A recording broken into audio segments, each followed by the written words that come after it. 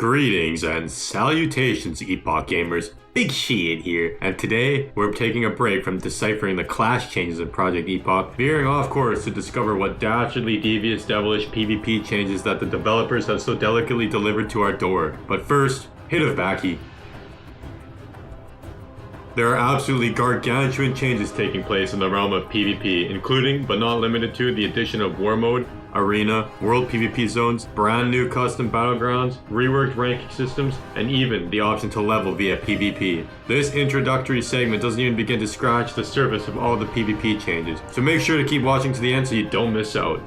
PvP in Project Epoch is looking to be wicked sick. Without further ado, let's get right into it. So PvP is a core pillar of Project Epoch, and we've made sweeping PvP changes to ensure it thrives. Even on our PvE realm, from systemic overhauls to tailored incentives, we built a world where battle is always an option and never an afterthought. Sounds like a good plan. So overhauled PvP, no ranking. Our PvP system is inspired by some later expansions, and this means we do not have the traditional ranking system present in Classic. No longer do you have to maintain your honor gain every week just to keep your current rank. Instead, you earn currency to purchase your PvP gear, detailed further below. Some of the original PvP titles are now available through achievements, with the title High Warlord for Horde or Grand March for Alliance requiring 100,000 honorable kills. Carve your way through countless foes to earn this prestigious title. So yeah, they've removed the classic WoW ranking system, and to be honest, I know a lot of people like that system. I think the classic WoW ranking system, it's interesting for what it is, but I don't think it's good game design. I think it's very horrible game design to have people lose ranking progress if they don't play literally every single second of the day. Like, having your progress taken away it honestly is just not fun, and it's unhealthy, and it pushes people away from even bothering to rank, and also it turns so you can trade the marks of honor to get gold and consumes. Interesting. So they're really trying to tie PvP into the rest of the game and make it actually worth doing, other than just for like niche PvP pieces of gear. Like, they're actually adding more rewards to it, that such as consumes and gold, which is a necessary addition in my opinion. I'm a fan because, like, you can earn money through PvE content through world drops, or even the mobs just dropping stuff or DEing, but PvP and WoW is like, it's almost like a separate game that's just kind of tacked on. There's no cross, like the honor system doesn't really play into the normal game other than just some gear, but you can just get gear in vanilla through raiding anyway. So, and I know like the high warlord set for warriors is really good, but like once you have it done, there's no point in ever PvPing unless you just like it, which is fine. It's good to like it, but when you farm all that gear, like, you can still keep PvPing, and then you can trade the honor tokens in for some gold and other rewards to help you out with raiding. So honestly, I would rather do some PvP to get my consumes on a warrior than go fucking pick herbs in the world. That's just me. But so, good change, appreciate that change. Honor points can be earned from a wide variety of activities such as Battlegrounds. Yeah, we know how honor works. You use honor points alongside marks of honor to purchase your basic quality, rare quality PvP gear and some items such as food and consumes. So yeah, you see, what is that? Is that a new BG? I think that's the new one, like the symbol. But this is Warsong Gulch, and then 5,000 Honor, Ultrak Valley. Interesting. Good. I mean, it's just like a different system for purchasing the gear than just having than just being rank 12 or whatever. So you'll still have to PvP and go beast mode to earn your gear. And then conquest points. This is for the arena system. Personally, I actually arena should exist. I'm not saying it shouldn't exist. I just don't like arena. I think it's boring, but it's good that it exists. So conquest points. Conquest points can be earned from a tighter list of activities. Oh, so you get them from Battlegrounds as well, with a bonus to how much you gain from your first random battleground of the day. So you basically want to play 1 BG a day to maximize conquest earnage. So Battlegrounds, arenas, killing enemy faction leaders. Oh, that's cool. So you get conquest points from doing like city raids. And then killing world bosses also gives you conquest, because let's be honest, world bosses are more of a PvP activity than a PvE, and that's how it should be. I know PvEers like to cry, and I'm more of like a PvE guy honestly anyway these days, but PvEers like to cry that they don't get access to a world boss. Like, then fight for it. Like, if you don't fight for it, then who cares? It's like, I don't need every single piece of loot in the game. I'm not that. I think the game would be worse off if I could just get every single piece of loot in the game, and you just delete any world content out. Like, just go play RuneScape if you want to play a single player game where you can get everything. Like, I like RuneScape, don't get me wrong. I just made a video on talking about why I think it's a very well designed game. But World of Warcraft's more of a social guild dynamic, and in a social MMO with a more guild focused gameplay, you need guild activities, and that kind of thing keeps the world alive. If I suck and I can't get one world boss kill and get a chance at like a random piece of gear, then whatever. There's still like 500 raids and dungeons for me to do to get gear from. I don't need every single most optimal thing, so much so that we have to boil the game down and just sanitize it so I can just baby mode through everything. So I like that. I like the conquest through world bosses. And yeah, so when a new season releases, this limit is reset and all existing conquest points on players are wiped out. If you miss a week or if you arrive late to a season, don't worry, the limit on conquest points is the same limit as everyone else, allowing you to catch up. Oh, so you can only learn a limited amount of conquest points each week. Okay, so let's say week 1, you'll have a 1,000 conquest point cap. Then week 2, you'll have a 2,000 conquest point cap. But if you come in, let's say I never played week 2, I never started playing week 1. I first started playing week 2, my conquest cap will be 2,000. So it's not tied to the character, it's tied to the week of the season. So yeah, that makes sense. So there's the overview. We'll look into the Battlegrounds. There's some new Battlegrounds they've added. As we scroll down here, you see Gilligan Isle. But first off, marks matter. So whether during preseason or throughout Season 1 and beyond, Battleground marks remain a core currency for PvP rewards earned exclusively through Battleground participation. These marks are used alongside Honor Yeah, we read that, so it's just saying the same thing we read. While much of Project Epoch embraces cross-faction play, PvP stands as a firm exception. Battlegrounds represent the heart of the Horde and Alliance conflict, and as such, this content remains strictly faction-based. In these war zones, your banners matter a lot. Cooperation ends where the battleground begins. So yeah, like cross-faction play in Vanilla WoW stuff is very controversial, but Turtle WoW uses it. I think it's fine in Turtle WoW. Like, the reality is, private servers aren't as huge as official servers, and like for PvE, you just want to fucking play the game. You want to get on. If you want to do a dungeon, you don't want to sit there finding a group forever. Like, I don't care if I have to type looking for a group, but I don't want to be there for an hour spamming. Like, I want to just get in and go.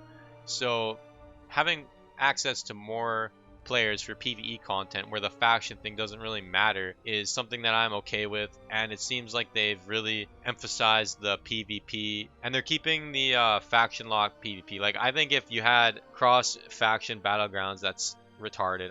But I do think one thing I will say, I guess it's not as important with cross faction PvE, but I really hope they put an effort into trying to maintain a relatively 50-50 population on the server for Horde and Alliance. I know it might skew one way or the other a little bit, but with the ability to change to any race's racials, it should help faction balance. So close games still count. Project Epoch features a close game mechanic in Battlegrounds. If a match ends with a narrow margin, like a 3-2 flag score in Warsong Gulch, the losing team will earn increased marks of honor or conquest. Fighting hard to the end pays off, and players are rewarded for staying competitive rather than giving up early. Based just leveling through bloodshed. In Project Epoch, you can reach level 60 entirely through Battlegrounds. Experience is earned not just from honorable kills, but also from completing objectives and playing the game well. Paired with a set of upgradable PvP gear designed for leveling, players can fight their way to the top one battlefield at a time. And we've already discussed this, but I'm a big fan. I like just leveling is already, in my opinion, like, I know this is controversial, but it's like I'm sorry, but for the most part in WoW, it's an arbitrary little linear juice reward tube where you're a rat chasing cheese through a tunnel, and a lot of the fun parts of the game are either they make you feel like you're wasting time or people just skip them entirely. And we've seen like the late stage leveling in classic WoW when their botched shithole version Blizzard released in 2019 came out. Everyone was just sitting in instanced content spamming AoE grinding from like level 30 to 60 in Scarlet Monastery. You'd have like 4 warriors with Ravager. That's how you still level on Classic. It wasn't like that on private servers because they're tuned differently. But on Classic, like, that's what happens with leveling. It ends up getting reduced down to whatever the most efficient pathway is. And let's say, I mean, maybe if Battlegrounds are the most efficient, everyone's going to be doing that. But even as a casual player, like, now I have the option to, like, do a couple Battlegrounds for fun.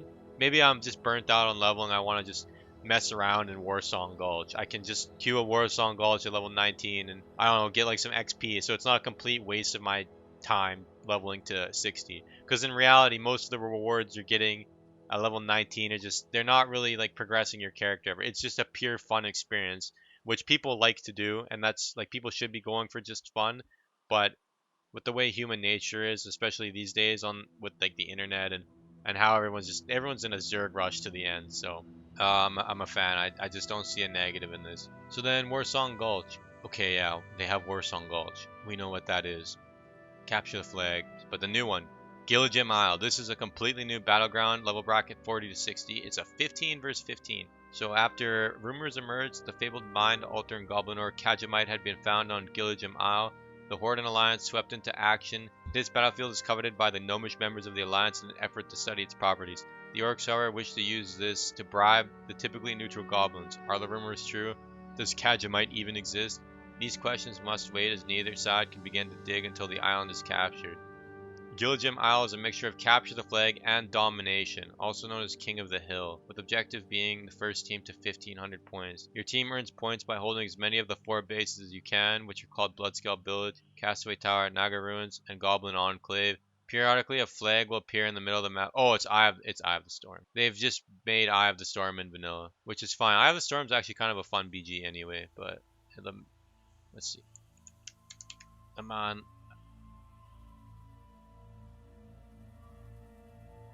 Yeah, it's straight up Eye of the Storm. Look at the map.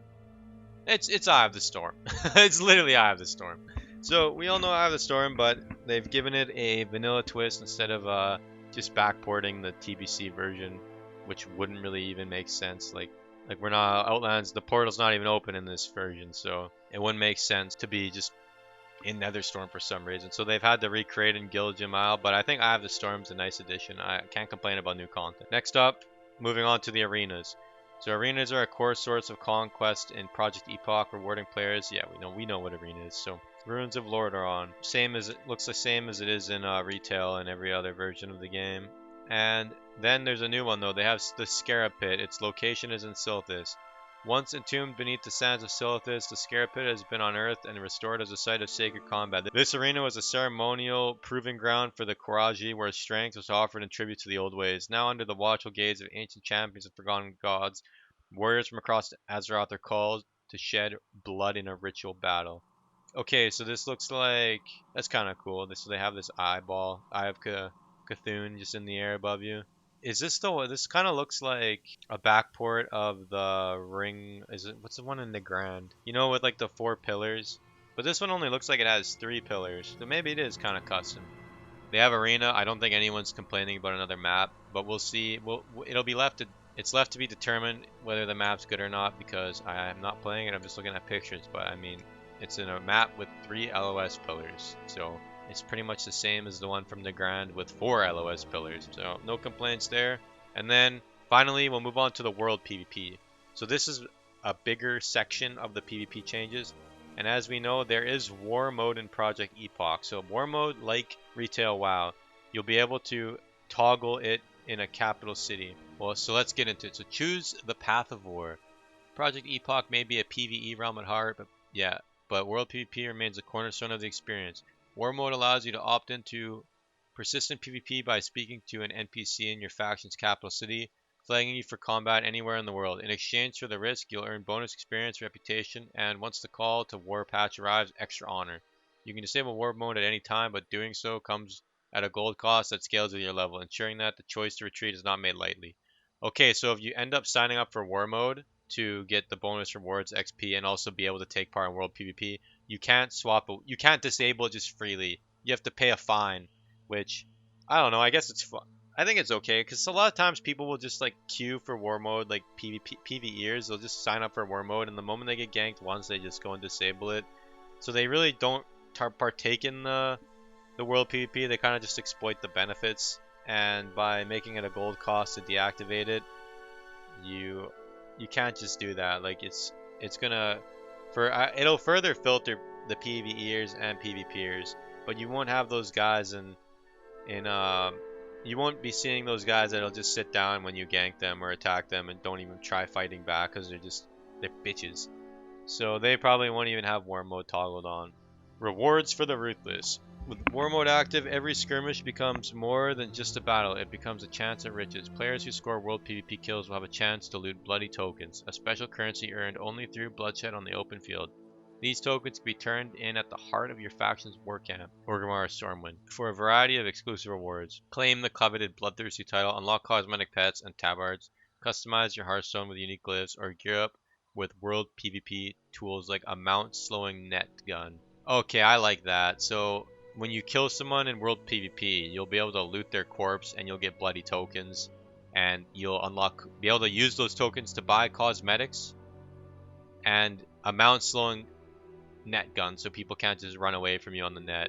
I think a lot of people are going to be so annoyed, but luckily, hey, hold up. Luckily, you can just turn off PvP if you don't want to be slowed by the net gun. So it's completely optional. I like that they've doubled down on like something like the net gun. Like, it kind of forces you into a fight. You can't just run away. People that don't like PvP but are playing on a PvP server would be seething and crying about that, but now they can't because they can just turn Warmode off. Simple as that. And then level 3 bloodshed. We read this, I think, 2 times. So yeah, you can level PvPing, guys. We all know this. So then they have this feature called to skirmish. Looks like a little quest board in the cities. Contested zones are more than just battlegrounds, they're opportunities. In every such region, faction-specific notice boards can be found offering daily assignments to hunt down members of the opposite side. These missions are only available to those who have enabled war mode, marking themselves as willing participants in the ongoing war. Vulcan, the world boss. Vulcan. Wait, I don't remember. Some guy added me and is like, that's not how you pronounce it. And I don't remember anymore. Vulcan was an ancient slum. But it's Volcano Vulcan. But, like, fuck Chan. It's whatever. Vulcan. I don't know. Was an ancient slumbering stone giant nestled in the mountains of Red Ridge until the day Ragnaros. Yeah, we know his lore. Ragnaros pissed him off, and now he's just running around blowing the place up, just bumping shit down. And he's a world PvP world boss and drops conquest. So then Hillsbrad Brawl. Does Hillsbrad have towers? And I know the game of towers in Eastern Plaguelands was a thing in 1.12, but I don't know if they ever actually added one in Hillsbrad. I think Hillsbrad was more of just like a community-driven thing. Everyone just realized it was a badass place to fight. But they've added support for it, so the towers in Hillsbrad are transformed into a timed battlefield. So tensions in Hillsbrad foothills have reached a boiling point, and at the heart of it stands the central tower, now transformed into a timed battlefield. Every hour, a fresh skirmish erupts as Horde and Alliance clash for control, with the victor laying claim to more than just pride. Whichever faction seizes the tower gains access to an exclusive vendor offering limited time goods, as well as 10% experience boosts to all members in the zone. So, every once in a while, there'll be a time-based event. Whoever controls the tower wins, and then it gets locked, and whoever controls it gets access to a vendor and the experience boost. So, I mean, I like stuff like this. I think World PvP needs to be incentivized. It's a good, fun part of the game. And I believe World PvP is actually an essential part of an MMORPG, at least making the world feel alive. And when you don't have it, it's just like I'm telling you, the game just evolves into efficiency per hour Zerg fest. So glad to see they've added some PvP incentives. And guess what? If you don't like the PvP thing, then just, well, one, you just aren't on war mode, so you wouldn't even have to worry about it. Or two, you can just go to a different zone and start leveling. So if you don't like it, fuck you. Next up, a game of towers. This is the same one that they have in 1.12, I believe.